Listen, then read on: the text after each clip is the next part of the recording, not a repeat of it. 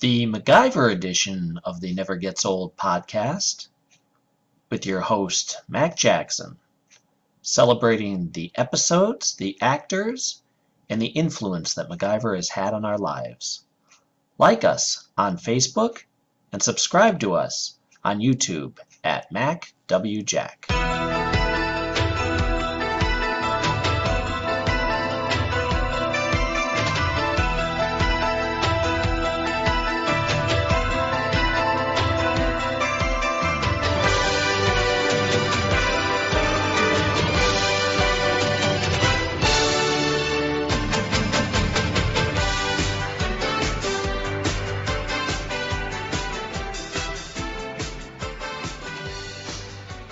Hi, everybody, and welcome to the latest episode of the MacGyver podcast. I'm your host, Mac Jackson, and joining me today is my lovely and silly wife, Cindy Jackson. Hi, everyone. We're also going to be hearing from my friend and fellow podcaster, Nick Nero, later on with his thoughts on my story. Which is, I finally got to meet Richard Dean Anderson. Yay! Yay! Thank you. Before I get to that, though, I just want to remind everybody that my wife, among many of her other things that I'm very proud of her for, is one of the administrators of the Sleepy Hollow Facebook page. Yes, the fan site. The fan site. So, yeah, go check that out. Yeah, we have fun there. Join and see some cool stuff. And add comments. And yes, spread the love. Lots of comments. Okay, so, one of the things for those who are just joining in, I assume when they see the title, I met Richard Dean Anderson. This might be the first episode that a lot of people are checking out. So I want to give everybody a quick rundown of why this is important to me. I think a lot of people would be up for meeting a celebrity because they're a celebrity. For me, that's not what this is about. Back in '85, late '85, early '86, I started watching MacGyver from the beginning. And the way I always say it is the MacGyverisms get you in the door, but what keeps you in the chair is Richard Dean Anderson. Through the years, if you watch MacGyver, as cool as the MacGyverisms are, there's a bit of he's the most brilliant guy in any room.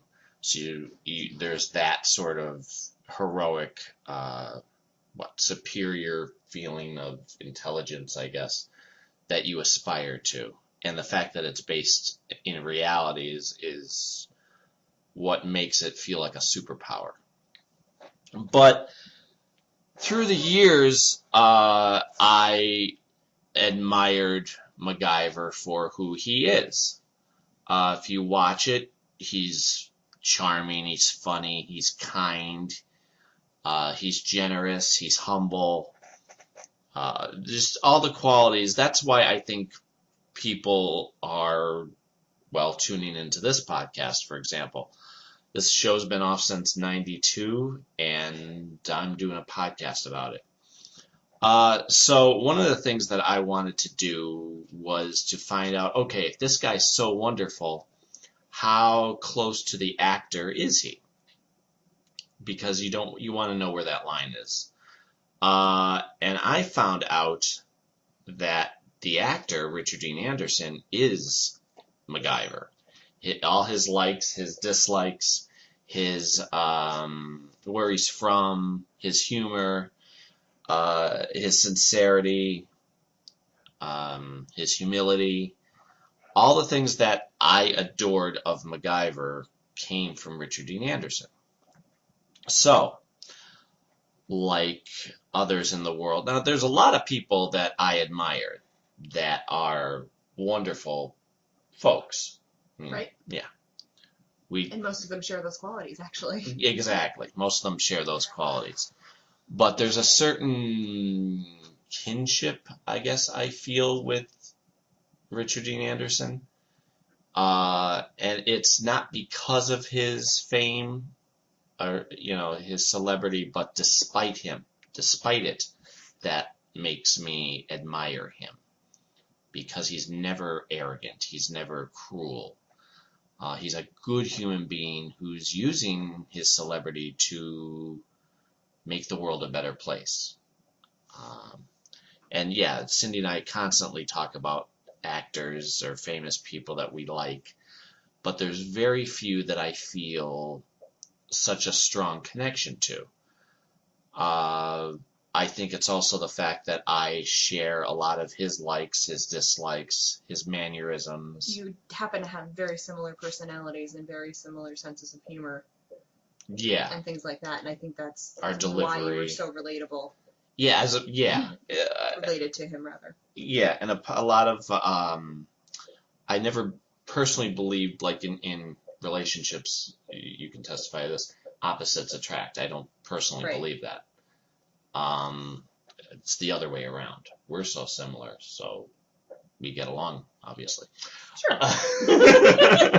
And it's that sort of thing. So as much as I enjoy meeting people that I've seen on TV or movies or whatever, there were two people in my life that I was determined that I had to meet. And it's not because I wanted anything from them.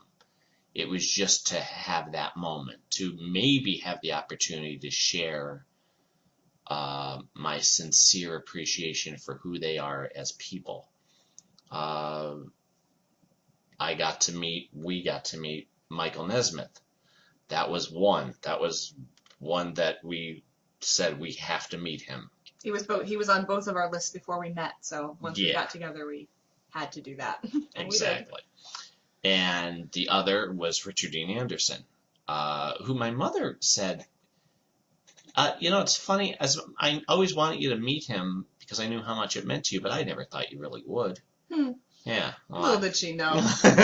Well, I always said, if he's ever on this coast, I have to go see him. I'll drive wherever to see him.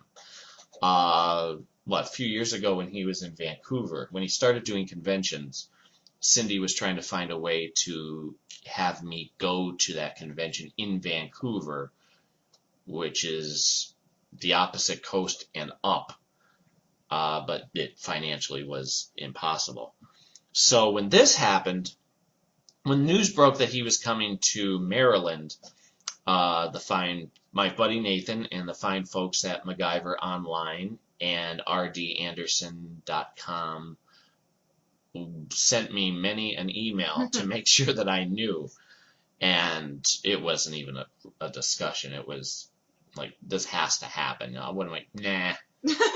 Nah, I mean, I really want to, but it wasn't really expensive to do. No.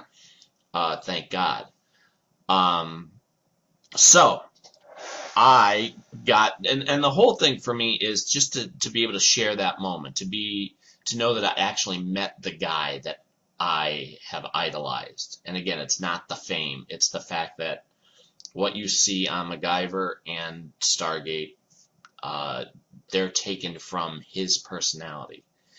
I'll tell you more about this in a little bit, but he even said when I watched his Q&A about how each of those characters were taken from him.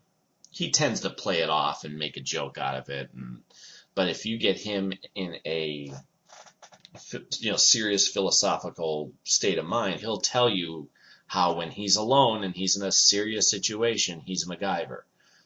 And when he's in a group and he's allowed to be more humorous and more rambunctious, he's Jack O'Neill. And you can see where both of those characters overlap in times of crisis. Jack O'Neill very much becomes MacGyver-ish. He's serious and takes charge. I think that's part of why there's a lot of the whole crossover MacGyver is Jack O'Neill, fan fiction or stories or, things going around, because they are so similar, because they are both taken from from Rick. Yeah.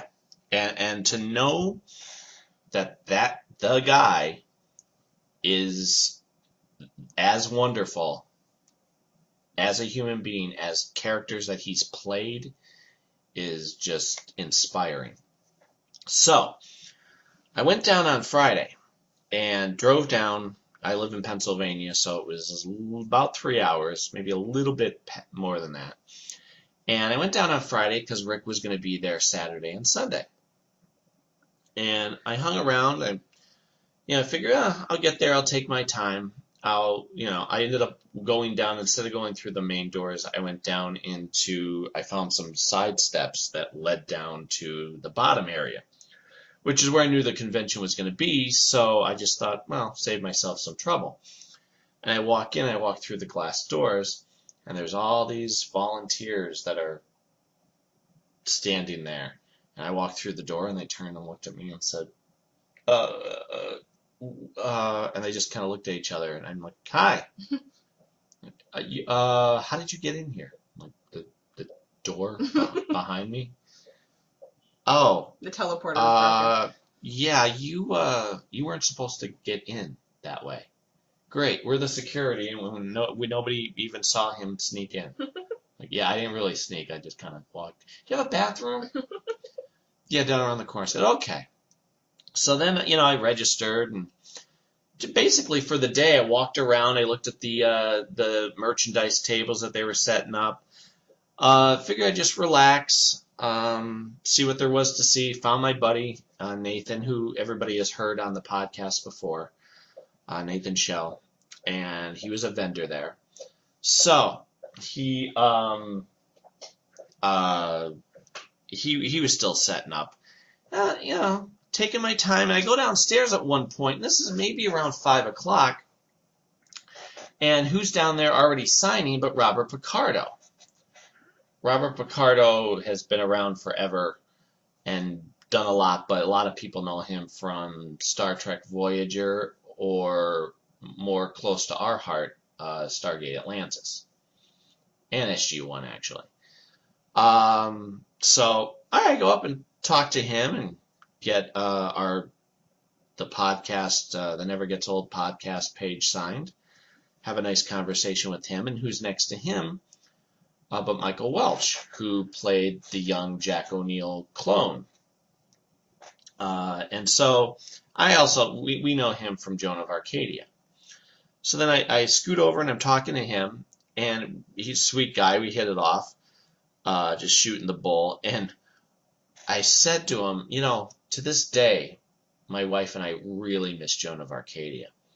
And he said, I wonder what we would have done, though, because the guy who was playing the devil, or the devil's minion or whoever, had gotten signed to play on a different show, and at the time we were hoping he didn't get it because we thought we were getting a third season, and, if we had gone on, we would have been in a dilemma. And I said, not really. And he looked at me, how so? I said, well, God constantly changed how he looked to Joan. Why can't the devil? And he went, oh, yeah, you're right. Oh, man. So that was fun. And, I said, yeah, I'm here. I do a podcast page, or I do a podcast about Rick called the MacGyver Podcast. And I'm just, got here a day early because I knew he was coming tomorrow. And he goes, well, Rick's just right down there. Right? What? Yeah, he's right down. See him? He's right down the hall. He's signing. He's here already. Yeah. And I looked at him like, excuse me, I'm gonna. He's like, oh yeah, go. Like he understood. Just go. I said, probably not the first time it happened to him. Yeah. Well, I already had told him ahead of time, like he's my idol, so he's like, yeah, go. I'm like, thank you. And here I go boogieing down to it. Now I'm looking, and the line is just about. There's 5 people in line, maybe. So he had been there a while, and I don't know how nobody mentioned it. He came a day early and was sweet enough to just sign for people. I love that. And that's just so sweet. And I get in line, and I'm shooting the bull with some people, and I walk up, and there's a girl at the table and a guy next to Rick, who basically the girl would take the money, the guy would take what you're going to have signed, put a sticky with your name on it so that your name is spelled right, because Rick is personalizing. Which is also wonderful. Yeah, yeah. So, and I'm trying not to listen in on whoever's in front of me, their conversation, because that's their conversation. And it's funny, too, because I don't get starstruck. And again, it's not about him being a star that I care about. But it hits me. I'm about to have my dream come true. This is going to happen now. Like, I've always wanted this. And again, it's not that I want anything. It's just I get to meet him. I'm accomplishing a dream. And my knees start shaking. And it's so weird. I was very aware that, holy crap. Yeah, and you do not get like that. I am not that guy. No. But my body's telling me, this is it. It was like everything. I was very aware of the moment I was in. Right. And so, we're scooting along and very excited, but I'm keeping it cool. Yep. Well, I expect him to be as kind and wonderful as anything I've ever seen him be. So I'm not nervous, but I'm excited, and I don't want to come off as overly excited, because the one thing we've seen through the years is where people don't know what to say, and they're nervous and they're silly and yeah, they don't make the most of the moment. There it is. That's kind of what it comes down to. They kind of are just so caught up in the fact that it's happening that they don't enjoy it, or they might say something just goofy and okay, and right. So I hear him say, he's talking to people, and he says something, oh, I don't know, that would be, I don't know how much, I'm terrible at math, ugh. And that's the thing about his humor. He's, for two reasons, he's very self-deprecating with his humor. Mm-hmm. He always plays down how smart he is, just like on Stargate. Mm-hmm. He'll say, I don't remember yesterday. I can't tell you about episode, whatever. Because I think for two things. One, it's funny. And two, it avoids a lot of people, well, can you recreate that right. scene and that you just... Yeah, what was the nuance behind the third line in the fourth episode of season whatever? Yeah. Or with MacGyver. Here's the things you did on that episode. Would you recreate the bomb that you... And he gets enough of those same type of questions where he's amazingly kind and patient. And so I think one of the things I learned from him is how to deal with those potentially aggravating or embarrassing moments. So part of it is to just downplay it, but, make a joke out of yourself. Right. So he's saying, I'm terrible at math. So, we move along, we're getting closer.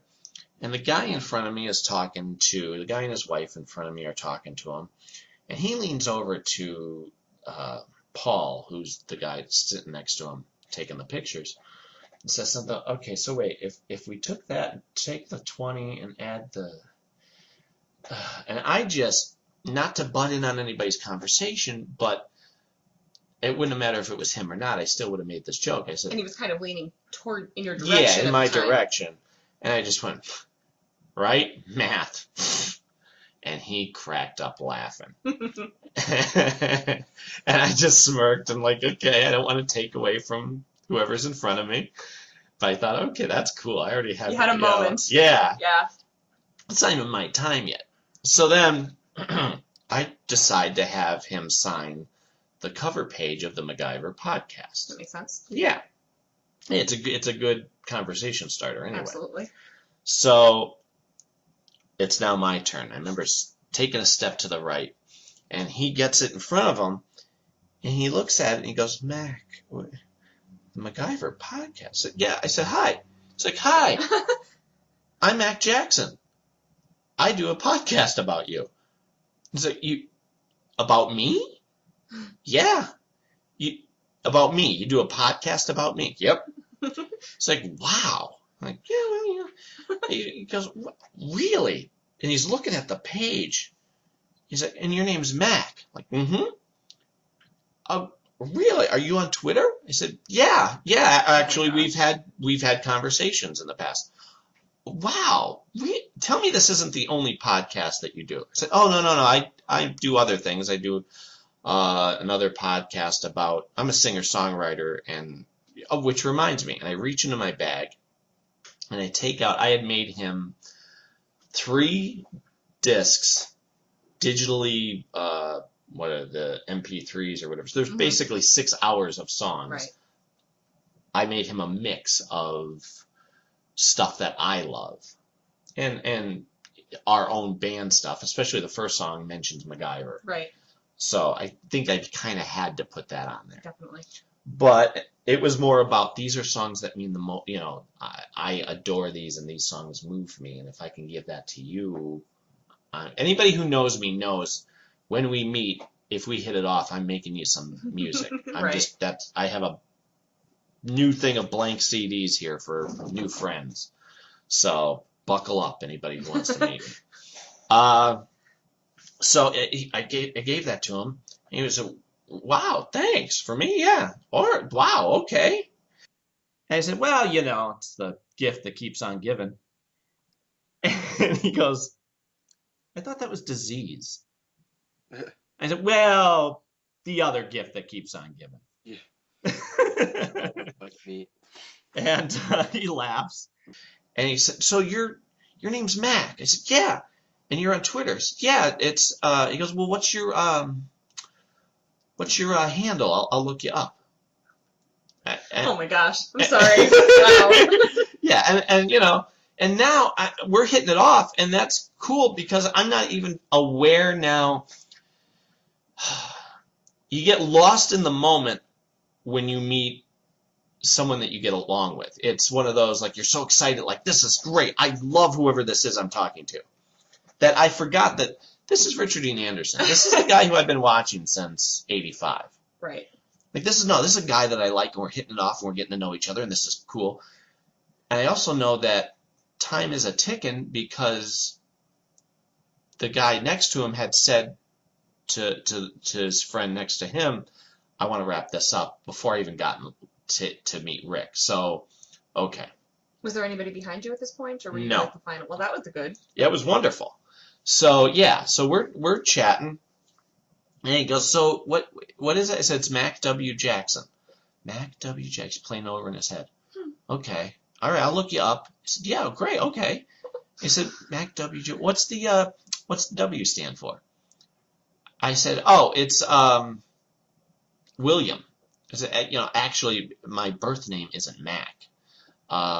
It's what I go by and have for most of my life, but my birth name is like, oh, okay, yeah. And he leans in like, okay, yeah, tell me, like, this is a secret. I won't tell anybody, come on. And I didn't even realize at the time, but I'm leaning on the table, like, we're not talking stand, like, everybody else would stand, talk to him, and, like not get too close. I don't know if they're nervous or just worried about personal space. Right. I'm leaning on the table, leaning in at him for our conversation, and he's leaning towards me because we're talking. We're not talking like this. We're actually having a conversation. Well, especially since he leaned in, for the whispering thing. You guys are in close proximity at that point. And he's like, yeah, go ahead. You can tell me what it is. Okay. And I said, well, it's Michael. And he goes, okay. Like, oh, what's the big deal about the name Michael? That's a good name. And he goes, all right. And I said, wait for it. And I did. With the same inflection and gestures as Jack O'Neill or maybe even MacGyver would have done. Yeah, exactly. I'm not even conscious that I know I'm doing you're not. You do it all the time. So, yeah, I wait for it. And he goes, oh, Jackson. Okay. Oh, man. And like, right? And he goes and takes a sip of his water, as I said, try being in 3rd grade when Thriller comes out with that one, and he does a spit take. He goes, like, exactly. Yeah, so... So check, giving Richard Dean Anderson a spit take off your bucket list. Yeah, honest to God. The fact that That's just I can make much. my comedic hero laugh. Exactly. I mean, the 2 funniest people in the world to me are Michael Nesmith and Richard Dean Anderson, and I was freaking cracking Richard Dean Anderson up. And it was sincere, and it was comfortable, and it was so freaking cool. So we're talking more, and the guy, Paul, goes, okay, well, thanks, Mac. He's ready to go. So Rick and I kind of both look at him like, we're talking. We're done. But I decide to be gracious and go, okay, well, you'll be here all weekend, right? He's like, oh, yeah. I said, all right, well, I'll be back. I'll see you around. He's like, okay, hey, listen. And he takes my hand over hand, and says, it gestures to the CD and the podcast page and goes, thank you, really, sincerely, thank you for this. I said, you're more than welcome. He puts his hand over my hand, two hands, and he says, it's an honor. Wow. Yeah. Yeah. And it was sincere. Like, I knew that, like, he really appreciated me. Yeah. And I think the fact that I was so comfortable. That's something I can take pride in, is the fact that I'm sincere with everybody. Right. And I think that's what's caused great moments for us with celebrities, quote unquote. Right. We've gone to Stargate conventions and been able to hang out with wonderful people who happen to be the actors from the show. Right. I played for 3 hours with Jason Momoa in the lobby. That was awesome. Twice for playing guitar because we just hit it off. Jay Acavone hung out in the lobby with us from 8 until 3 in the morning, just shooting the bull and having deep philosophical fixing the world conversations. I can go on, but I'm proud that I don't come off as uncomfortable or, like you said, overcompensating. I'm in the moment, and I missed it. Right. And he said, it's an honor. So I said, thank you. I'll see you later. He's like, okay. And I turn around, I float away. I'm not walking now. I'm floating on air. And as I walk away, somebody said to me, boy, you guys really hit it off. Oh, wow. Yeah. And you weren't imagining it. Well, no, I didn't. I wasn't even. This is my point. I wasn't even aware that I like, holy crap, that was, again, it's all like clicking, like, because I'm just thinking, there's a great guy that I was having a great conversation with. And then when he said that, how we hit it off, I'm like, holy crap, I was leaning on the table. Oh, now I start replaying everything in my head. Like, remembering who you were talking to at that point. And I just thought, wow, that's... okay, couple things. It's amazing of him, and it's a wonderful compliment to who he is. Because I watched him be sincere with everybody that he talked with. Yeah. And in the moment, he wasn't... looking at his watch. Looking at his watch or just keeping his head down, signing crap and getting people... he's not that guy. No. But to have that extra, just natural... He knows I'm safe. Is what it is. He honestly probably felt comfortable with you the way that you felt comfortable with him, or the way you related to him. He probably related to you the same way. Kinship. Right. Yeah, that kinship. So, exactly. And I'm forever thankful. So, I walk back and I'm putting stuff in the bag. And I go back over to Michael Welch, who's talking with people now. And when there's not a big line, you can do that. You can just hang around and shoot the bull. So I walked over and said, hey, Mike, thanks again. He's like, did you get it? I'm like, yeah, I got it. Thank you. He's like, excellent. I'm like, I know. So then I ended up going over and we talked about music. He was telling me about stuff that he liked, and there were a couple girls there that were in on the conversation. I started telling him about Mike Nesmith and David Gray. He's like, oh yeah, I know David Gray. Hmm. Good, because I'm gonna send you some. Send you some videos. You think on you Twitter. know David Gray? Yeah. But no, I mean, just to naturally hit it off. Like, Robert Picardo was nice. I have no complaint about him. He was very kind to everybody. But when you just naturally hit it off without any effort. As a matter of fact, I talked to Michael Welch about that. I said about how there's that invisible wall that can be there. Sometimes it's needed, depending on who you're talking to. Right. But if you hit it off, and if they're humble and sincere, and the person they're dealing with is not wacko, you can lower that wall. Right. And that was one of those great moments too. So, I want to look at the schedule here of who did what. Okay, yeah, right after that, it was Michael Welch went up on stage and did his Q&A. It was cool. He's going to have a new zombie show. Oh, nice. Yeah. Z Nation. And it's going to be on the Sci-Fi Channel. Huh.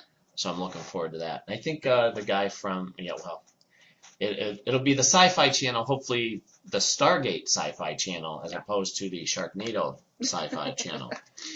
And he was up there and said, it's funny, I'm known for 3 things. Most people recognize me from Twilight, Joan of Arcadia, right, for 2 seasons, and 1 episode of Stargate. Yep. It's like people, just as many. I'm like, that's cool. I believe it. Yeah. And he even said during his time that the one thing he wished he did with that role was he was so into making sure, like they gave him episodes of Stargate to watch to try and get down Rick's mannerisms and the way he would say things. And he practiced it and would recite the line. And he just wishes that when he had done it, he was more free with it. Because he was so methodical with every gesture, every word. Right. He wishes that he had been more comfortable to just flow, But his time was on stage, and then Robert Picardo. And Robert Picardo had said at the end of his Q&A, it was cool. He talked about, the first thing I ever saw him in was Inner Space with Meg Ryan. Right. Talks about, first meeting her and how they filmed complicated scene. It was really neat. And also how he got the part. He made up that character. Oh, really? Yeah. And he said at the end, hey, tonight, join me, 10 o'clock. We're doing karaoke over here. We're going to have a good time. So I thought, all right, if there's nothing else going on, I'll stop down and do the karaoke. And I went upstairs, and I was walking around looking at the stands, and there was the Fandemonium table, which they make the Stargate books, the paperback books. Coincidentally, I'm reading one right now with A Matter of Honor is what it's called. And it's written by Sally Malcolm, who's the editor and publisher of Fandemonium books. So, all right, I'm looking at the books. I have most of those books anyway, but hey, it's Stargate, so I'm going to look at it. As I'm standing there, I look, and I'm looking at name tags of the people who's there, and it's Sally Malcolm. Huh. I look at the book, and I look at her, and I look at the book. I said, did you write this? She's like, yeah, that's me. I said, I'm reading this book with my son right now. When I get home, it's in his nightstand. So we start talking, and we hit it off. She's there with her husband, and a few of the writers of the books were there. And we start comparing, what about the way that they never did this, or the way that they brought, freaking Vala into the series, and we really get it, like we're sharing our thoughts on many a topic. And she said, hey, tonight we're having a book party downstairs. I didn't know what that was. I don't know. But it was come on down, and we'll get to carry on more conversation. I thought, yeah, great. So time comes, 10 o'clock. I go downstairs where they're having this party. Well, it's everybody who was writing books or publishers or whatever had the tables out, and people can line up and talk to them. And, well, it was pretty crowded, so I thought, all right, I'll go in to the karaoke thing. I'll sing a song. I'll come back out. I'll talk to Sally and Right. everybody, because we were having a great conversation. I'm going to have her on the podcast in the future. Nice. So, go in to the 50s style diner, and the carry-out is very, very crowded. Robert Picardo's there chatting with people, and they keep calling him up every 3 songs. Now, I ran up right away and picked a song to sing. They didn't have much of a selection. I would have done Taxi by Harry Chapin. Of course. But they didn't, so I picked Vienna by Billy Joel. Sure. Okay, there's another attention getter. And all right. It should be half hour at most. Right. Yeah, no. It was, I got there at 10. I sat by myself listening to people, some better than others, sincerely try to sing, and others were not, until midnight. Ouch. Robert Picardo kept going up every 3. Now, they would call him up. He wouldn't jump in right. front and go, all right, it's my turn. No, he was very fun and having a good time, and everybody was laughing. And at one point, I went up to the people that were picking the songs. I said, can you check my name? Can you see if my name's on that list? Oh, okay. And she looked. She's like, yeah, you're about 12 people away. I'm like, oh, God. Oh my gosh. She goes, well, the problem is they keep throwing Robert Picardo at us, and we have to find a song for him quick. I'm like, I got you. Great. So, by the time 12 o'clock rolls around, I'm ticked. I'm, not to sound like a diva or anything, but I've been sitting there for 2 hours by myself. Right. I just want to sing my freaking song. I just, I'm now dedicated. I could walk out and just forget about it. Right. But no, I don't. But you don't want to. I don't want to. Now it's a matter of principle. Nathan finally comes down. They had closed the stand at 8. He went up, was making badges for people, and came, because that's what he does. That's his stand. He makes, like, any show you want, say CSI, Stargate, you want an ID badge, he can make it one that looks exactly on-screen accurate, and he can also put your photo in there. That's awesome. And he does it, like, in 10 minutes. Oh, wow. He's that good at it. So, look him up. Nathan Schell is his name. Schell. Yeah, there you go. Gotta think of what credential. I don't want to butcher the name of his business, but just look him up and you'll get pointed in the right direction. Anywho, so he shows up around midnight. He's like, "Hey, there you are." I'm like, "Hey, listen, no, I'm just waiting to get done here. I got to go out and talk to Sally, and I feel rude." And by this point, Robert Picardo had left. I got a nice picture with him. He was very sweet to get a picture with. He said, "Can we do it outside?" Just so. I'm like, "Oh, yeah. Because if I do it, now everybody else is going to come running. And right. He just wants to go to sleep." I'm like, "I hear you, buddy." So, honest to God, it must have just been a little after midnight when they, all right, who's up next? Mac Jackson. I'm like, okay. I go up, I take the microphone, I sing Vienna, and I felt like doing like the whole. Drop the mic. Yeah, drop the mic.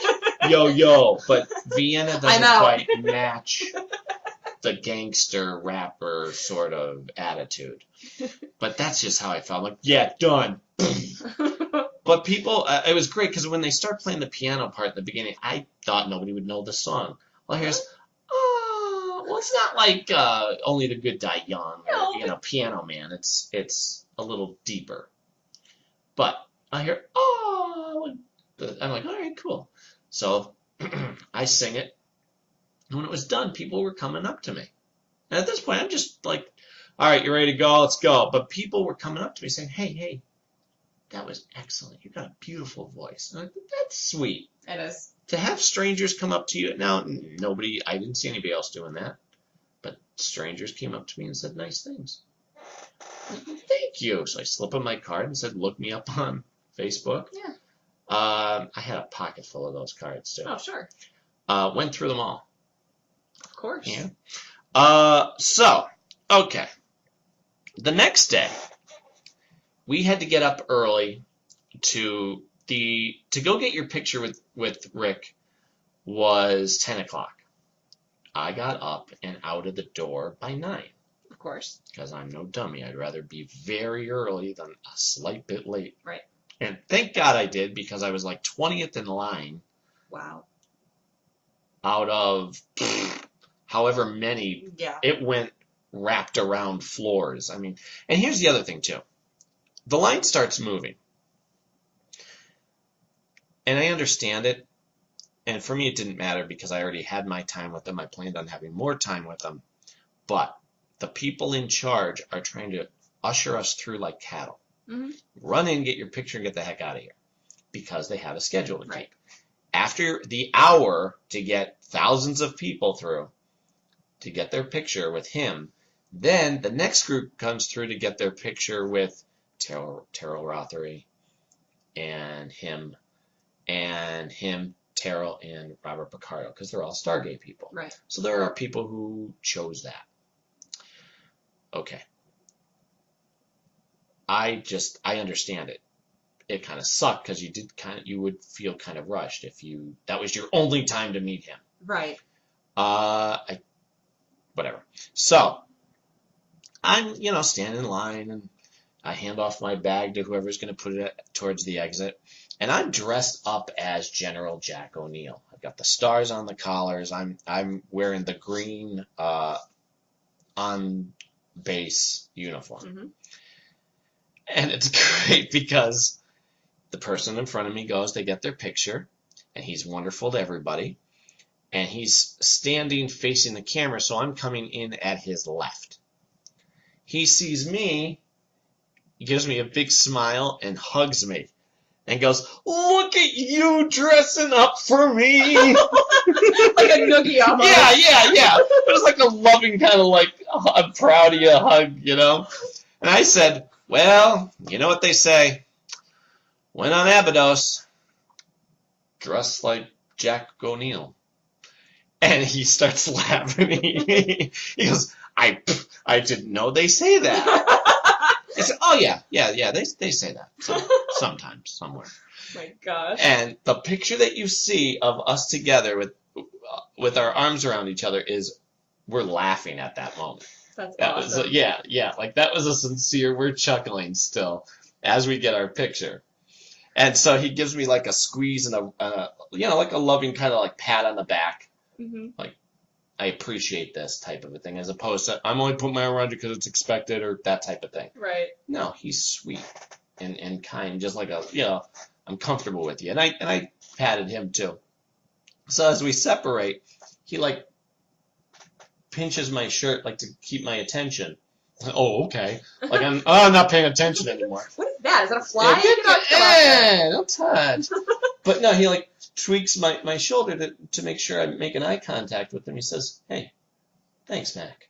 Aww. Yeah.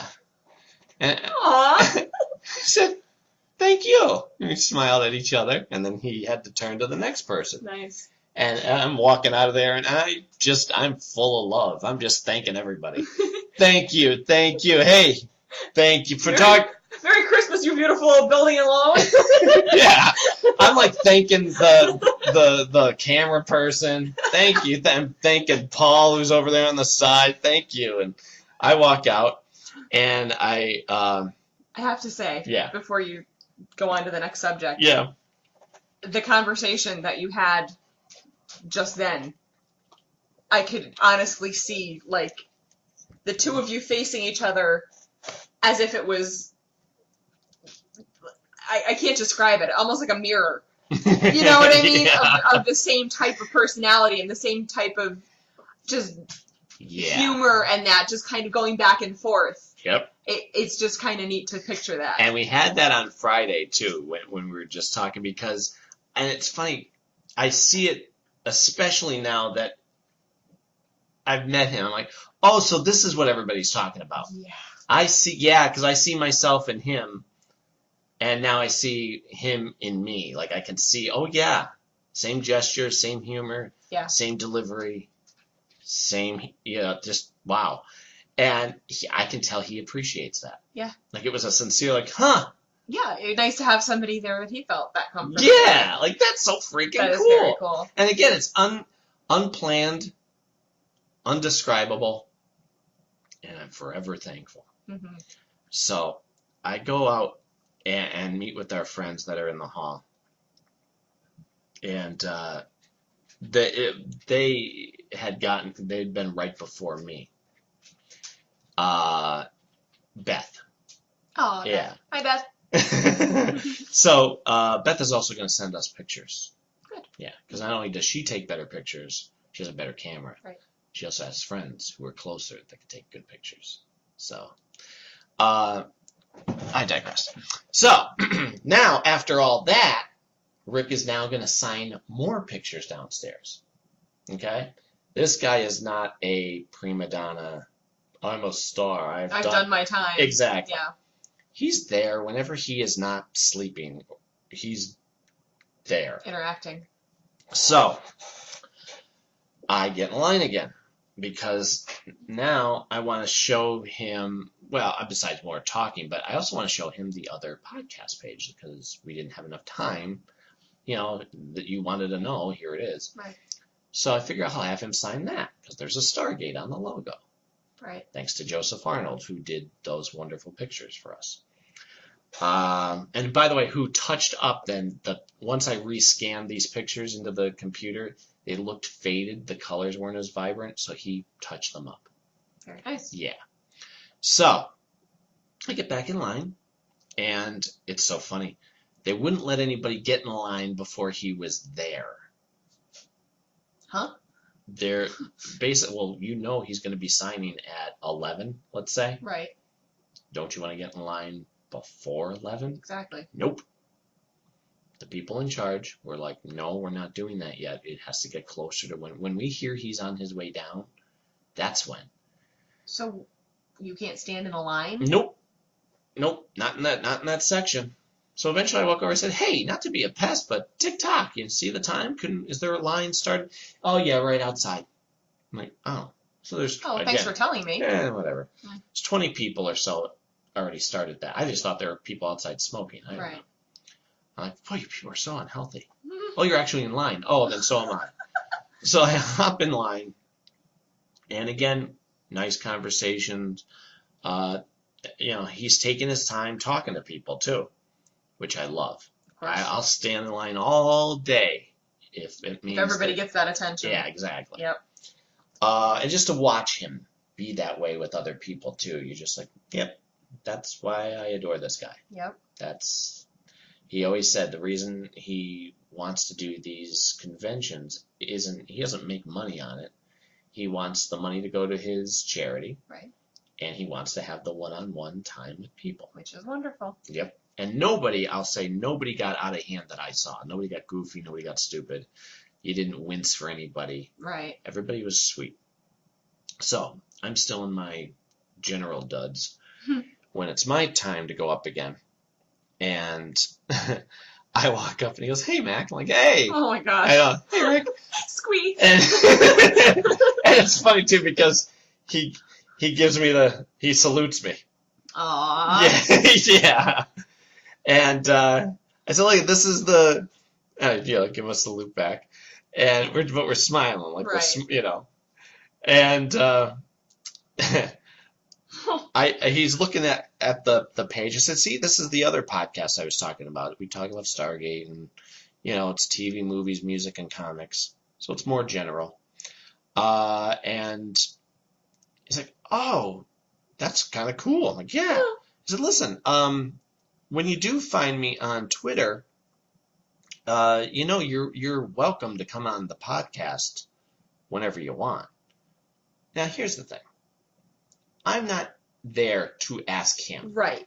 That's not why I got back in line. You were not planning on asking him. No, it wasn't even in my thought at the time, but thank God it was, because I would hate it to be like, well, how come he's never been on? Well, he's never been asked. Well, that's the time you ask him. He's right in front of me. Well, and it was very natural in the conversation, too. It wasn't like, oh, by the way, I want to ask you this. It was you were having a dialogue, and it just happened to be a good time to mention it. Exactly. Like, I'm not there to get something. Right. I don't want to sneak on his TV show, and I don't want to, Yeah.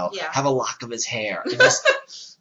No, I'm enjoying the moment. But it's, doesn't have to be said. I kind of feel like it's my place to mention it.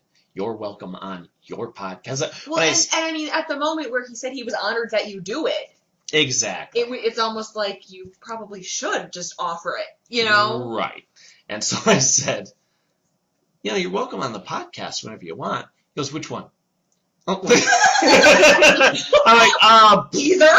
Yeah, I'm like, either, but I figure the one that's about you would probably be the one you'd be leaning towards. He goes, oh, right. And he goes, yeah, I want to. It's just, I have to be careful. My daughter is really protective of what I do. So sweet. Which I adore. I go, oh yeah. He's like, oh yeah. Like and he kind of gives me this face. He goes, oh yeah. She, all her life, whenever somebody comes up to talk to me, she'll stand between us. I understand that. I said, oh no, I got that. My son's the same way. And he goes, oh, you have a son? I said, yep, he's 5, and my daughter is 2. Now he's signing it. I remember his head was down. He was signing at the time, signing the page. And he said, you have a 2-year-old? He looks up. He goes, oh, man, I'm jealous. Aww. Yeah. And I said, so, you check it out, both of you. And if you want at any time, I mean, you have my contact information. Anytime I do a new episode, I post it to your Twitter page, so you're going to see it. Right. I said, all right, perfect, yeah, great. And I said, I wanted to tell you, because I may not get a chance later on, but I just wanted to tell you, and again, we're leaning in towards each other to have this conversation. And at this moment, I realized I'm doing it. Mm-hmm. I'm like, oh yeah, look, I'm doing this again. It wasn't premeditated, but here I am in the moment again. So I said, I just wanted to tell you, as much as I love MacGyver and Jack O'Neill, it's been you, despite your fame, always being humble and inspirational, that has meant the most to me. Aww. And his eyes get big, and he leans back and goes, wow. Aw, you were just saying that. Well, I can't express to you how much that means to me. Oh gosh. And I said, well, he goes, seriously, grabs my hand and says, seriously, thank you. Aww. Like, and he gets it. He knows I'm sincere, and it was important for me to say to him. Give that to him. Well, and also to make sure he understands, I admire you. I'm not here because you're MacGyver. Right. I'm here because MacGyver is you. Aw, that's cute. Thanks. But that's it. Right. If he was great on MacGyver, but an a-hole in real life, I wouldn't be there to see him. Right. I adore him. So I sincerely wanted to convey that. And not gush, but be as succinct as possible. Nice. Thanks. And he's like, seriously, thank you. I said, you're welcome. Hey, how often do you get a chance to tell your idol that, how much they mean to you? And he said, oh, come on, stop it. And which I expected from him. Right, because he always goes, push on. Right. Don't. And I said, babe, come on. Besides, it's easy to like MacGyver and Jack O'Neill. And he laughed. He cracked up. He goes, well, maybe not so much Jack. And he said, seriously though, thank you, and I hope to see you later. And hand over hand again. Aw. Said, me too, thank you. All right, I'll see you later. I said, okay. Great. Took my stuff. And it was one of those where looking at each other. It's not like I'm not shy. I'm not looking away. Right. It's a comfortable sort of, you get me, I get you. We're cool. Your buds. Yeah. Yeah, for everybody that's listening, Cindy was saying, so you doing each other's hair? Okay. And I said, maybe. So, okay. I've said what I had to say, too. And this goes to anybody. You want to tell your friends how you feel. Okay? In this case, it was something where I wanted to meet my hero and say these things. But it also, I think about how it applies to everybody in their everyday life. You want to tell people that you care about them. Right. It's just that this was so rare. That's why it was a seize the moment, you know? Yep. But it was that same feeling of, no, I'm feeling good. I have no regrets. I, said my piece. I didn't hold anything back. And it was just natural and comfortable. And it was more that, I knew when I went to this that this was going to be good.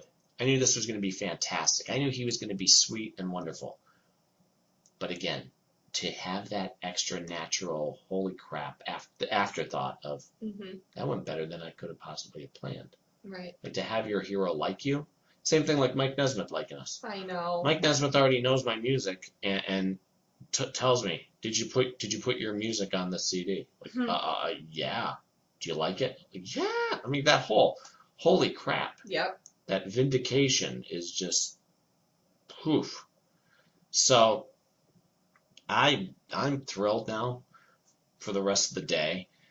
Or your life. Yeah, or my life. Yeah, I mean, honest to God, as much as I hope to meet other good people that happen to be on shows that I like, I have met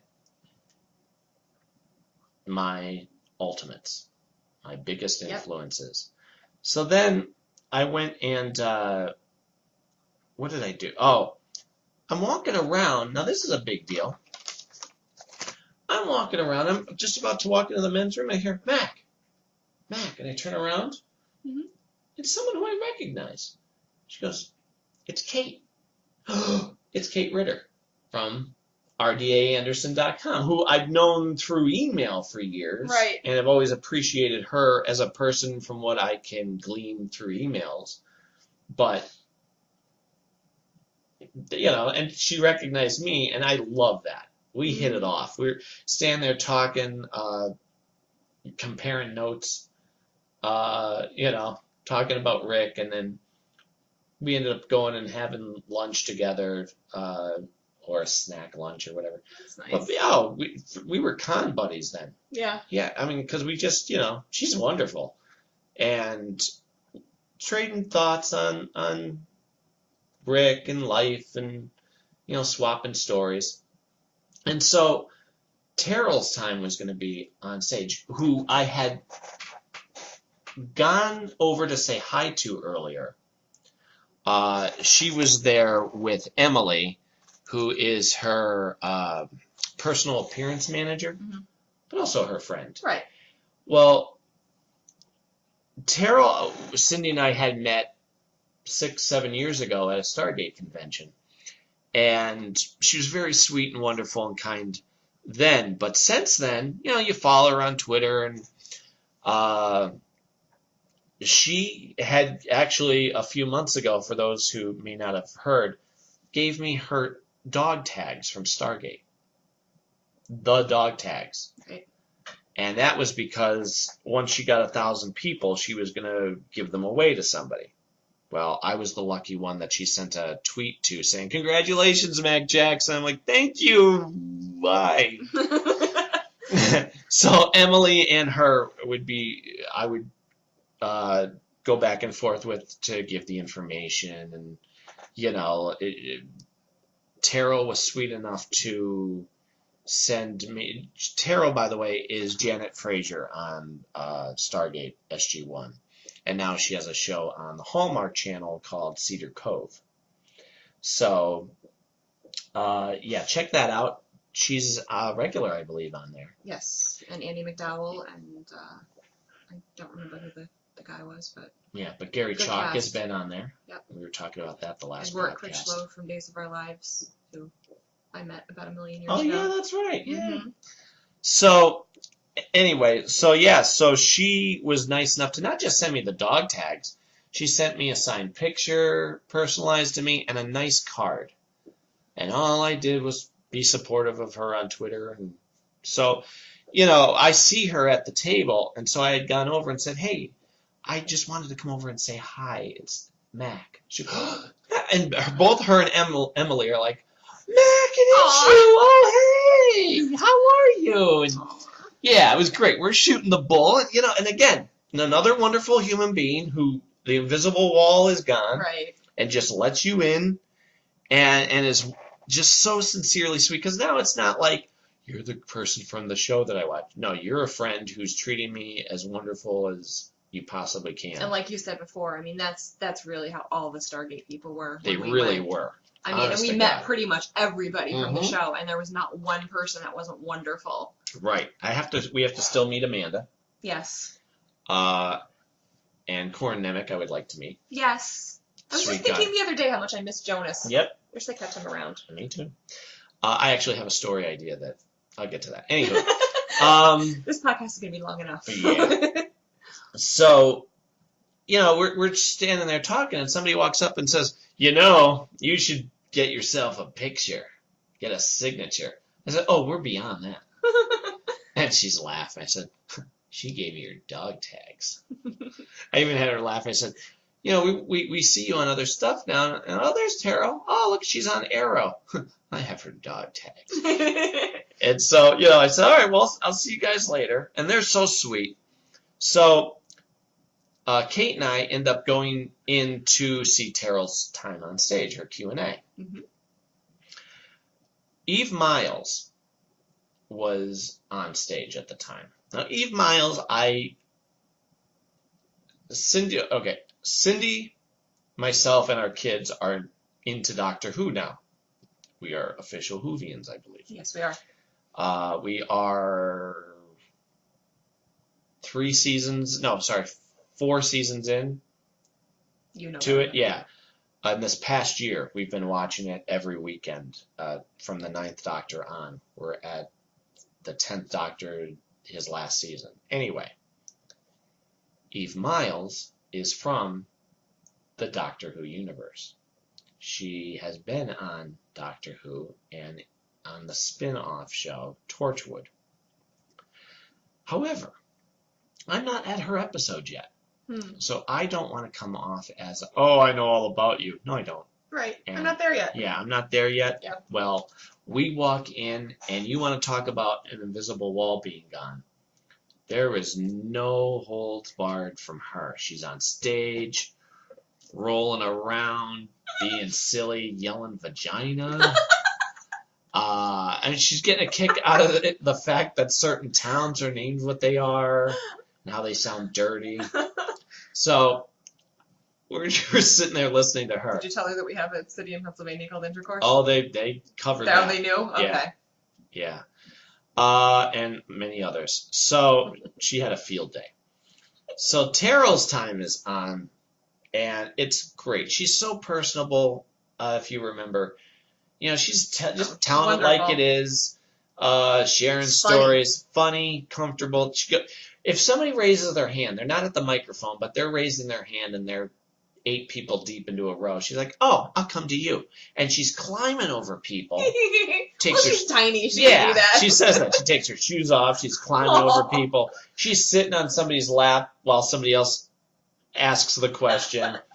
I mean, she's great. And it's so cute because, and this was so, like I said, cute and sincere. She's climbing over somebody to get to them, to ask them a question, and she looks over and sees me. And I'm just sitting there smiling, and it's, without knowing that she's even talking in the microphone, she sees me and goes, hi. I'm like, hi. And, so when her time was over, I go back out into the hall, and there's Eve. Mm-hmm. Now, Eve is sitting there with Lisa, who's one of the volunteers that, again, would take the picture, slide it towards her, whatever, take the money. Well, Lisa and her are hitting it off. I get in line, and I walk up, and I said, hi, Eve. I'm Mac Jackson. I got to warn you, I'm new to Doctor Who. She goes, well, welcome. Aw. Yeah, it's welcome and have fun. I'm like, oh, I am. We are. I am. And I said, but I wanted to tell you, and I took her hand and said, you're fun. You could just tell, like, I like her. Yeah, she's just, I could get along with her. Well, we did. We stood there, because nobody's coming up at the time, so Lisa, Eve, and I are just shooting the bull and talking and being silly. And Lisa goes, "Will you take our picture?" "Yeah, sure." Yeah. So I take her cell phone, take a picture. Now they're going to pose. Now they're going to do this shot. Now they're going to do that shot. Now they're being silly. You know? Right. Well, she goes, "Come on, you." So I get a picture. Nice. I don't just get one. She's like, "Okay, now we got to be serious." Oh, okay. She's running the show. Sure. She's that sort of like, I'm taking charge of this. Now we're silly. Be silly. Be silly, darn it. So, okay. Having fun. Oh, Kate, by the way, was waiting to get a call from Rick to go meet and talk with him. Because she has to get, besides wanting to, she needs info for the website. Right. She's his go-to person for public statements or whatever. As she should be on his website. And she had said, he kind of, one of the things we agreed on was he needs to be a little more out there with people. Like he hasn't been on Twitter in God knows how long. And she said, I kind of need him to share more. Right. Send some pictures. I appreciate the silly pictures, but let's get a little more. If you're not working right now, and I'm sure you're having fun at home, take a couple minutes. Yeah.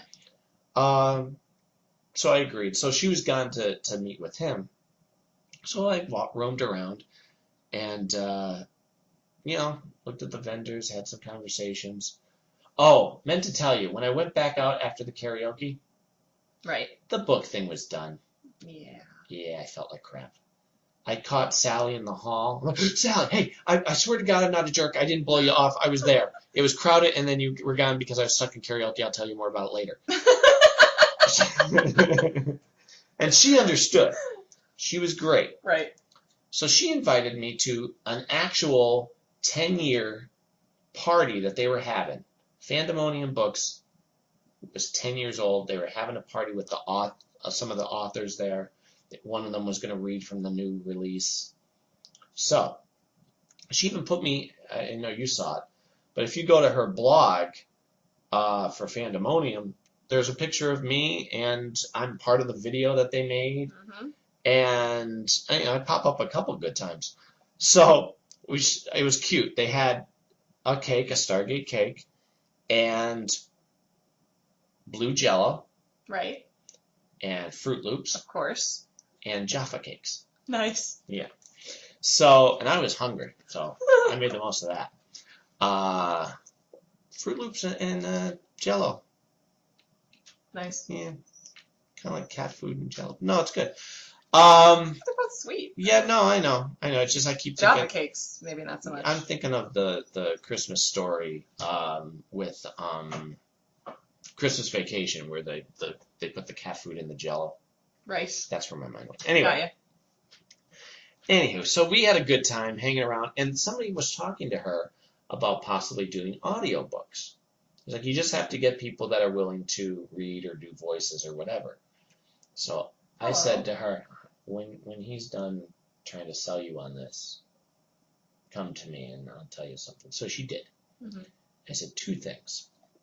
One, when you need somebody to do any sort of voice work, I do voice work. I do that. Right. That's my shtick. Yeah. That's your jam. Yeah. And so she's like, "Oh, okay." I said, "Seriously, it's not like I'm looking for money or whatever. I'm sure you'll pay me, but that's not what this is about." Right. No, you'd be honored to do it. Honored to do it in any way. She goes, "Would you be willing to read a whole book?" I'm like, "Yeah. Yeah, I don't get lost on the words." So, yeah, absolutely. I said I had volunteered with my uncle, actually, to read to the blind on the radio. Right. So I have no shame or fear or anything. So I said, the other thing that I wondered was I'm always writing stories, and I've actually come up with some fun fill-in-the-hole type stories. Mm-hmm. So what steps do I need to do to have you seriously look at something? Right. Like I've written stuff and then not knowing how to get it to you. She said, "Oh, okay, well," and she gave me the rundown. She said she'd send me the information, so I have to bug her about that. Yeah.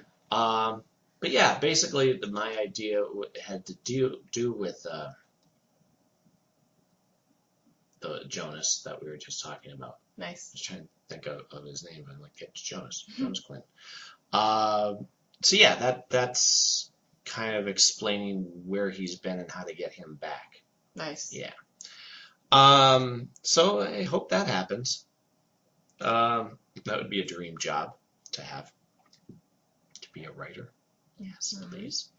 So stayed there for a while and had a wonderful time. And then I thought, okay, well, it's 8 o'clock. I'm going to go roam around a little. Don't know what I'm going to do with the rest of my night. And I walk into the bar. And I'm standing there. It's very crowded. People are around. I see, what's his name from Grimm? I don't want to butcher his name, so let me find it and I'll read it to you. His name is, hang on 2 seconds, Silas Weir Mitchell. Nice guy, but I didn't want to disturb him because I don't watch Grimm, and I'm not going to walk up and say, hey, I don't watch your show. But he was at the bar talking with people, and so was Eve. Now, Eve, at this point, isn't the Doctor Who person to me. She's my friend that I just met. Right. Her and Jen are just girls that I happen to get along with. Right. Yeah. Well, I mean, it's easy to forget that they're people, and they want to have those sort of experiences too, just normal person-to-person experiences. Because I know from not being famous, but from doing creative stuff, that I have my friends who haven't seen a thing that I've done, but they're still my friends. I mean, I don't need that for them, to qualify our relationship. So, and what I mean by that is you didn't know Eve for her fame, but you got to be her friend. Exactly. So it's like, you don't need that. You don't need to be like, hey, I know you're famous, so I want to be friends with you. It's like... Yep. And there were people that, to one degree or another were starstruck or, wanting to pal around with Robert Picardo because he's from Voyager. And you know what I mean? Yeah, yeah. But you don't make a connection that way. Yeah. No, of course not. And I see her talking to somebody. And, they're shooting the bull or whatever. And I'm watching the TV, and I turn. Now, as I turn, I didn't realize that Eve was walking behind me to go somewhere, to go to the bar. And I accidentally punched her in the boob. With your elbow. With my elbow. Right in the boob. So... she's like, oh, and of course she plays it up. I'm like, ooh, oh, yeah. I'm sorry. She's like, you punched me in the boob. And so I go over and start joining the group conversation that's going on, and she's teasing the one girl that she was talking to, saying that she drove one of those little carts. So she's like, I want her to, tomorrow while I'm signing, smash into the table and knock me over. I'm like, yeah, all right, I'll film it. Yeah, you can film it, and it'll be great. And I think she sincerely had planned on this happening. Yeah, I think she was expecting it. Well, where that fell apart was they wanted to have her dressed up and all goofy and before she slammed into Eve. You have to go to the store, and nobody was doing it. Right. Anywho, so we start talking. Now, I had told Eve about how Everly is... my daughter, I said at the time, my daughter even said, Doctor Who, TARDIS. Well, they love the way that Everly says TARDIS. So they had me keep saying it. So we're at the bar and people start showing pictures of their kids. So I go, well, there's my two. There's Mikey, he's 5. And there's Everly, she's 2. What's her name? Everly. That's a beautiful name, she says. Beautiful. Oh, well, I'm a singer-songwriter, and we love the Everly Brothers. So you're a singer-songwriter? Sing us a song. Oh, jeez. Like, no, no. Seriously, sing us a Blaze song. She doesn't seem like the type that will take no for an answer, so... Oh, buckle up. Yeah. I'm like, no, it's a crowded bar. I don't go singing a cappella. Nobody wants to hear that. Do you play guitar? I do. Go get your guitar. I'm like, no, well, no, it's in the car. Again, I've learned, especially since the whole Jason Momoa thing. Yeah. Always have your guitar with you. Yeah. You never know when a moment is going to happen again. Well, guess what? It was about to happen again. Go get your effing guitar. I'm like, oh, okay. Well, I guess I'm going to go get my guitar. So I come back in. They pull up a stool for me. They put tables together so everybody can sit together. It's a crowded bar. I have Silas there. Apparently Robert Picardo had come in. And I start playing. Eve's buying me drinks. She goes, what are you drinking? Coke no ice. Coke no ice. Keep it coming. So first song I sing, I think, all right, we got to get everybody singing together. So I pick Country Roads. Sure. It is a fantastic thing to have me singing the verses and have the whole bar come together on the chorus. Mm-hmm. It was a freaking Rocky Mountain High. And, so now, okay, well, let's just keep going. So while I'm here, I have the book in front of me. I just keep playing. Well, people start gathering around more. I have people coming up trying to sing harmony over my shoulder. I have another guy who came up and starts playing the box that you sit on and you Oh my gosh. play the rhythm to. She's like, do you mind if I join you? I'm like, come on, go ahead. No problem with me. People are requesting, dude, there's a table full of Star Trek people dressed up in uniforms. Mm-hmm. Off to the side yelling, Beatles, do some Beatles. All right, I know 2 Beatles songs I can do. Yeah! So I'm playing my own songs, which people are paying attention to. I'm playing Mrs. Robinson that Mm-hmm. everybody's rocking out to. And I played The Light by David Gray. Mm-hmm. Now, Eve is also having people come up to her. So she's talking to people. Right. It's a crowded bar, but I have no microphone, Right. singing my little heart out, and I start doing The Light. Well, The Light is one of those songs that I don't need to look at chords for. Just close my eyes and go. Mm-hmm. Let the emotion overwhelm you. Well, you can see the picture. She's staring at me, sitting there, hand on her chin, watching me. And when it was over, she comes over and puts her arms around me and goes, yeah, I gotta tell you, when you let yourself go, you're bloody brilliant. Beautiful. Gives me a kiss on the cheek and just, was so supportive. And at one point, everybody around just starts applauding. I wasn't even at a point to applaud for me. It wasn't like, oh, you're done with the song. They all just, yay! I'm like, why? Dang, why? What happened? What I do?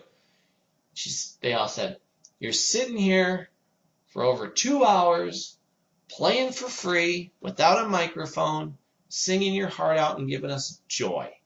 Aww. Yeah. So I'm like, okay, well, thank you. And it was great. And like I said, I almost played for 3 hours. And eventually I said, all right, well, I'm going to put the guitar away. It was a fantastic time. Put the guitar away, and who comes walking in just as I'm placing the guitar in but Teryl and Emily. Aww. I'm like, Teryl. I said, what? I said, you just missed me playing. I was just playing for almost 3 hours. Oh, I know. Darn it, Teryl. Teryl. So we got some pictures with her. It was nice. I got Emily too, all of us together. And we were having a nice conversation, but she was there to work. She actually had to meet with people. Mm. So I said, all right, well, I'll talk to you later. But it was sweet. She gave me a big hug for the pictures and everything. And then downstairs they were having like a dance party Uh-huh. where all the lights are out in the... Right. Yeah. I'm not doing that. But out in the lobby was Nathan and a bunch of friends and his wife who had shown up then. And it was great.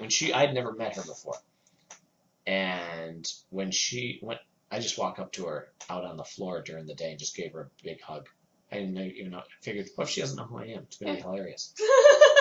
You don't know me, but I'm hugging you now. But she took it well. So we all just hung out in the lobby and watched sober people walk in, drunk people get carried out.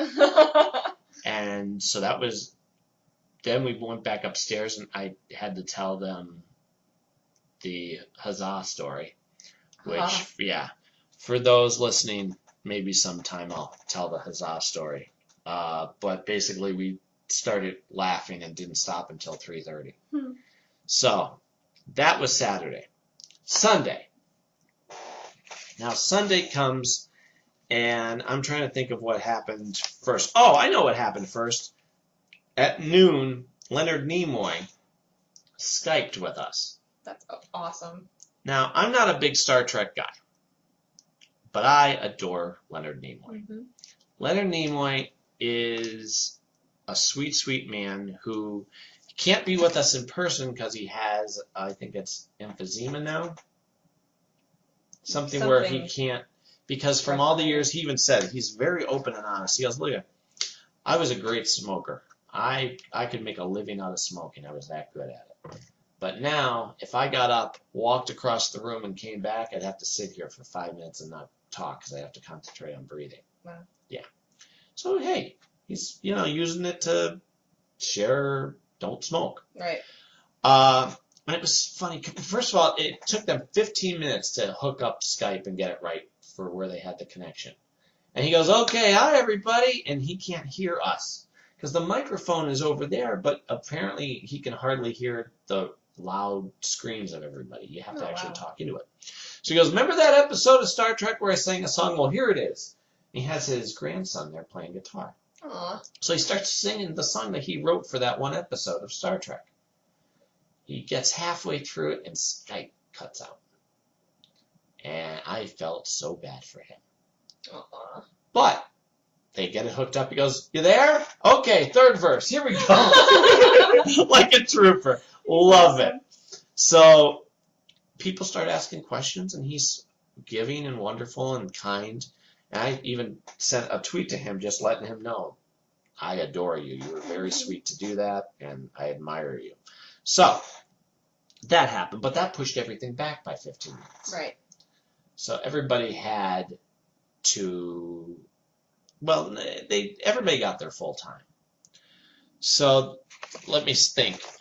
Eve went back up, and it was so sweet because Eve, oh, this is nice. Eve, being as unguarded as she is, decided, and she was right after Leonard Nimoy, she was going to have us call the guy who played her husband on Torchwood and have us all sing happy birthday to you, right, as a crowd. Mm-hmm. Which reminds me, I have to tell you about Rick's time. Mm-hmm. Yeah. But instead say, happy birthday, loser crap head. Ha! Well, he FaceTimes her. He calls right back while she's on stage and FaceTimes her, so we all get to see him, and he gets to see us. That's awesome. And then she had us call a couple other members of her cast. She goes, who should I call next? Let me think. And I yell out, Tennant. Oh my gosh. And yeah, because I'm thinking, what if she called David Tennant? Seriously? I don't want him to bust his chops, but I think that'd be cool. Yeah. I And I mean, such a hey, if sweet you're guy. asking. Right. If you want to know, here's my thought. And she's like, oh, no, I can't do that. I can't do that to him. David, no, he's too sweet. I can't Aww. do that. Yeah. So she was wonderful and hilarious, but when it was time for her to go, she got all choked up. She goes, sincerely, I've never had a better time. Aww. You people are wonderful. You made me feel loved. And, yeah, got choked up. And I made sure beforehand, because she had to hop on a flight. Mm-hmm. So I went over and had said bye to her. She gave me a big hug and kiss, and, it was great to meet her. Grabbed you about a little. Yeah. A lot. Yeah. All right. I I can't blame her. What are you going to do? So, no. So, because I knew she was going and say her goodbyes. Well, Rick's time was going to be coming, but on Saturday. Now, for anybody who can go on YouTube, look up Richard Dean Anderson, August 2nd, 2014. Someone filmed his hour-long segment and edited out all the questions and basically made it a 28-minute video. Rick came out on stage, and the guy who announced him on Saturday said, look, just so everybody knows, today is Rick's daughter Wiley's sweet 16th birthday. Aww, everybody does that. But Rick's like, yeah, I wasn't going to be able to come to this. But Wiley said, Dad, you got to go. Aw. Yeah, which I think is wonderful. She seems like a very, very sweet girl. Yeah. So, and I even thanked her on Twitter, like, thank you, Wiley, for letting us meet him, you know. Yeah. And so he said, well, to pay her back, he'd like us all to sing happy birthday. Now, not only is it wonderful and sweet that he did that, but to watch him, this is really what is so sweet. Go find this video where he is having us all sing, and he's touching his heart. He's getting it filled up. And he starts it off by, hey, kid, this is for you, and turns the camera, and we all sing, and he's so proud and thankful. And he says, Oh, yeah, sorry. something like, you know, love you, baby. I'll see you soon. Daddy's got to go to work. Yeah. That's Turns- really, Huh? that's really, really sweet. Oh, so sweet. And he was, I already know this, hilarious. Yeah. And giving and sharing stories and silly. Like he's sitting in the chair and he's wet, you know, Rocking his legs. rocking his legs. Yeah, I was gonna say swaying his legs. Just being a kid, just having Yep. fun. Well, there's 2 points in this video that you can hear me, and it wasn't to be obnoxious. A lot of people, when they think, I'm gonna yell up at you while you're on stage because I want you to notice me. Right. That's not what this was about. This was about me either being helpful Or just being a really good comedic opening. Yeah, it was a good comedic opening that I knew he would appreciate. Right. He says at one point, he's like, you know, this is one of those times where instead of being deep and philosophical and saying, well, I like both characters and they're both me and they're different sides of me. He's like, well, you know, who was more fun to play? Jack, because Jack, you know, had more fun off camera. Okay, he's downplaying it. He's being funny. And he goes, you know, MacGyver, I don't know what he was doing in his off time. He didn't have a girlfriend, did he? And I yelled out, it's because they kept dying. And he lost it. And you can watch it on this video. And then the other time is when he's talking about doing the 2 Western episodes of MacGyver, where he dreams he's a cowboy. Serenity and MacGyver's Women were the 2 episodes, by the way.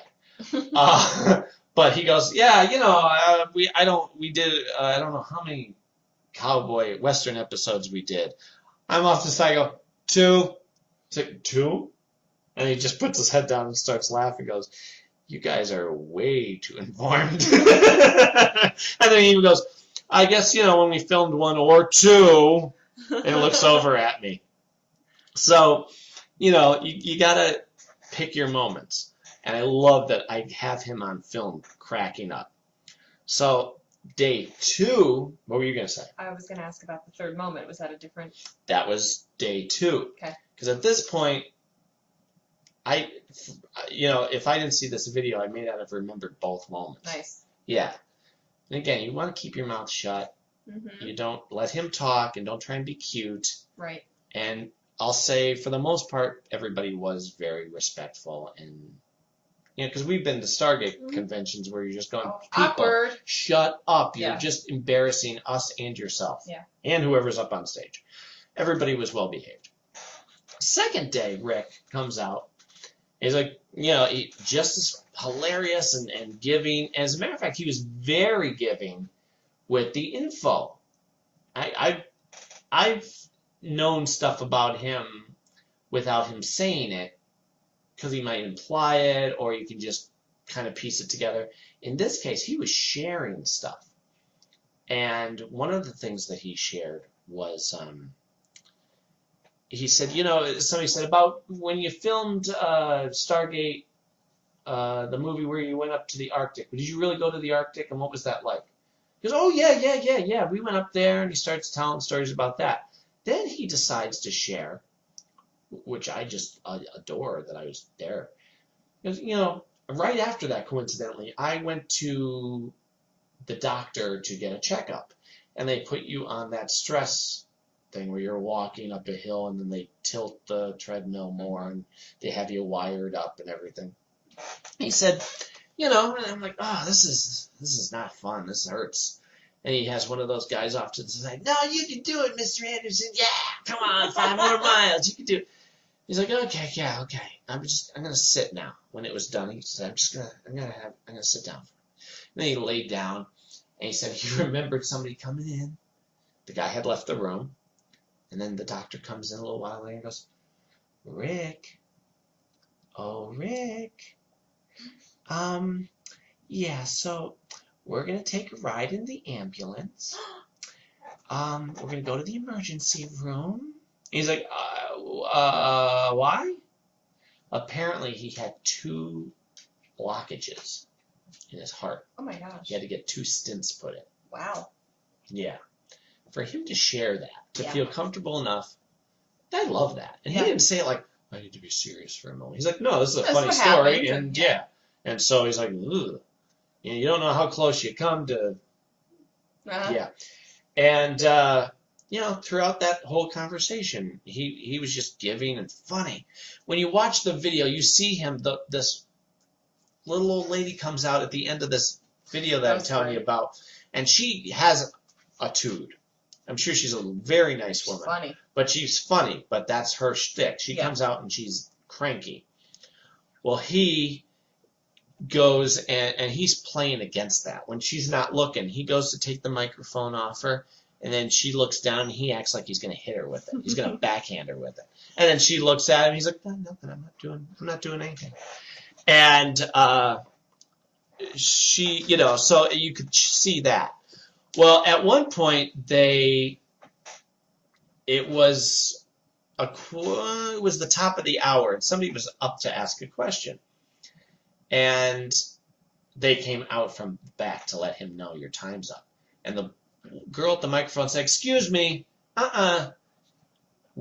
has another 15 minutes," and she was right. Good for her. Well, good for her and good for Rick. He goes, "Yeah, get out of here. I'm having fun. I don't want to go." And he doesn't. He wants to just keep chatting. Yeah. And he's like, "Nah, they're right. Shoot." So they do. Like, okay, sorry. And he's hilarious. Now, there were 2 other moments during this hour where I said a couple things. One, I can't remember the one offhand, and I'm sure it'll come to me. But one thing that you and I do, and this was beautiful. John Lovitz had a character on Saturday Night Live, and they would do the whole overacting type of thing. And it's acting! Thespians! Yeah. Rick has done that whenever he's doing like a TV appearance and somebody applauds. And I have done that with you. Oh, we do that together all the time. Coincidentally. It was perfect. He's up on stage, and he goes, like John Lovitz, a little tribute to him, because he was saying something about acting. He goes, acting! And I yell, thank you! Which is what he has always done. Yep. In Stargate, in interviews, it's just part of his personality, and was part of mine. And to have that come together at that perfect moment. Yep. So I yell, thank you! And he turns to me. And without missing a beat. Yeah. Thank you. Like, yes, like, you got it. Yep. Thank you. Oh. You and me. I'm like, yeah, I know. I know. Yeah. Buddy. And, yeah, I got to think of what that other moment was, because it cracked him up then, too. And it wasn't being obnoxious. Right. It wasn't trying to be cute. It was just, this is a funny moment. And it was one that he appreciated, too. And he knew that it was me, because each time he'd make eye contact, like, there, all right, Smack, I got, he's safe. And, he even said, I appreciate these smaller groups, because he goes, I've done Comic-Con, and I, done these other bigger ones, and everybody's wonderful, but you don't get this one-on-one time. Right. I can look at all of you people. I'm not seeing bright light shining in my face. Yep. So, wonderful. A couple things he threw out there was about, he mentioned William Shatner and how he doesn't like him. I had heard throughout the weekend people who were at shore leave, I guess the previous one, William Shatner was the guest of honor. And what an a-hole. Horrible to people. That's all I heard all weekend. They're like, oh yeah, he acted like he didn't want to be there. He wouldn't look up from signing. You went to go get a picture with them. He was very unapproachable. Somebody even said they walked up and said, is it okay if I put my arm around you? Now, everybody else already had. But This person just cared to ask. Cared to ask and also had the vibe of, you don't want to be here. Yeah. Is it okay? He's like, yeah, I guess if you want to. Richard Dean Anderson had said during his Q&A, you know what, like, for me, this is the payoff. This is what acting's about. Getting to meet you guys, have our moments, have our conversations. This is the best payoff that I can get. That's wonderful. Yeah. And he said, you know, unlike people like William Shatner who just show up, they never look up, they got a black pen between these fingers and a silver pen between the next two, and just switch. And he's right. Yeah. And to hear him say that, I adore him for not playing the... I can't say anything bad about... Right. Yeah. He says afterwards, don't pick a war between us. You know, he's my buddy. And he kind of like goes, No, you're not. and that was another thing. Ooh, that was another thing about his humor. He would do those, like, he'd say something and go, no, I don't. Yeah, no, I really would. No, I wouldn't. And he also mentioned Alan Thicke, who I had heard him mention before about getting a kick out of watching Alan Thicke get beat up on the ice because they've skated together for charity or whatever. And he goes, yeah, Gordie Howe came out, and he's still Mr. Elbows. And one of the best moments I saw was when Alan Thicke went up against the wall with him and came back with a broken nose. And he goes, yeah, it was his first plastic surgery. Sadly, not his last. I mean, just great stuff. And also very telling and very sincere. Yeah. And that you kind of get that thought about, okay, Alan Thicke kind of comes off as kind of smarmy. Mm-hmm. And apparently that's what Rick got from him, too. So, okay. This was at the end of the day. It was over at 5. And he had his extra 15 minutes to give him his hour. I don't know which hour this happened in or which day, but you mentioned something to me about, or actually, I'm sorry, I saw it on the video. So anybody who looks at the video will be able to see it. Somebody asked him about Dana Elcar. Yeah. That was beautiful. And then he went and on his own mentioned Don Davis, which made me cry. And that was just really, it's so sweet to hear him talk about how much he really just cared about those guys and, you know, looked up to them as actors and as people. And it was just a really nice moment. And to know that Don adored him, too. I know. Don told us about how he got that job because Rick went and requested him for that part. You know, and we were lucky enough to have many conversations with Don, and he was all about the stories. Yeah, as a matter of fact, great. Teryl, when just the moment that somebody mentioned Don while she was on stage, right away broke into tears. She said I know that about her. He was like my daughter, or I was like his daughter. Yep. He was like my dad. Yep.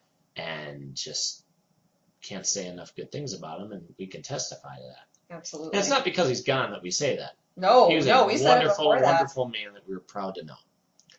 And I mean, to have him come up to us when he would see us, as opposed to like, oh, there's Don. He'd be like, oh no, there's Mac and Cindy. Yeah. And come over to us, hey guys, like, yeah. wow. So even the first time we had met him one year, and the next year. He remembered us. As soon as he saw us, he came right up to us, and you know, don't know if you remember our names, but he recognized us and came right up and, you know, how you guys doing, and put his arm around you. Yep, told the most wonderful stories, and just sweet, sweet man. And I gave him the idea for his speech, his time on the podium, kind of thing. Yeah, which is really cool because he was supposed to read from books, and the books got lost in transit. But we were talking about music, and he said, "Oh, I was talking with my friend Mac there about music, and then ended up reading lyrics of something." Yeah, many things. Yeah, which I thought was so cool. Like, that's because of me. So by the time Rick was done, it's Sunday, and it's 5:30. And so, okay, you know, that was it. Rick was going to do one last signing, by the way. I mean, I'm telling you, when he was not on stage or sleeping, he was signing for people. Amazing. And I even said on Sunday morning, I texted Cindy, I said, you know what's wonderful? To be at such a wonderful place of zen that he can be 5 feet from me and I don't feel the need to make myself known. Yeah. He knows I'm there. I know he's there. I don't feel like hey, look over here. I'm good. You couldn't possibly ask for more I than could you not already ask had. for more, and it would be wrong of me to do so. Yeah, yeah. That whole sincere connection is just, I'll take that with me for the rest of my life. Well, that's great. Right? Yeah. I've gone to a bunch of conventions, but I've never gone to meet anybody like that. So, and I don't know if anybody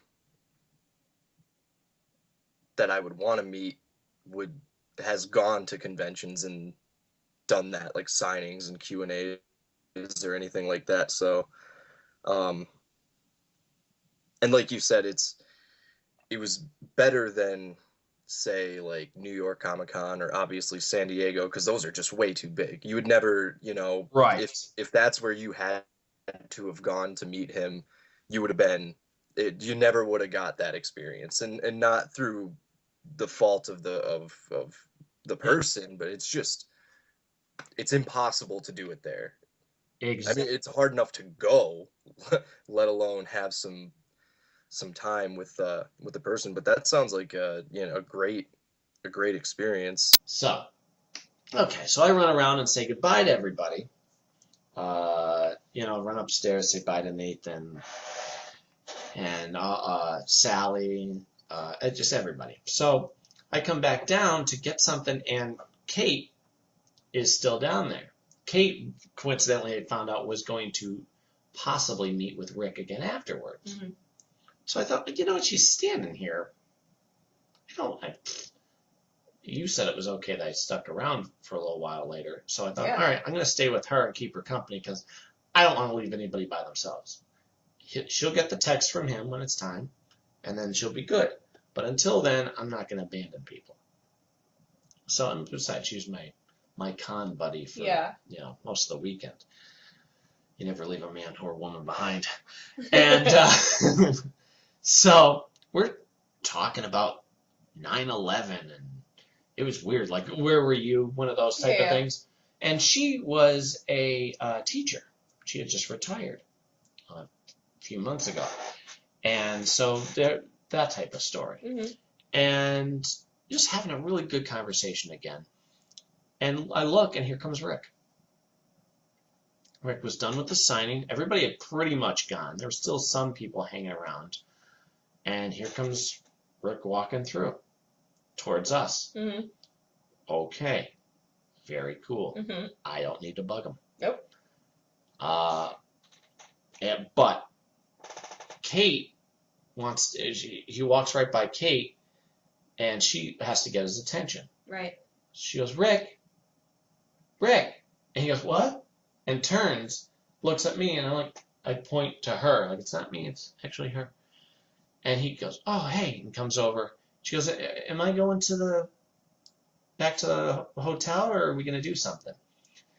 And you can tell he was done.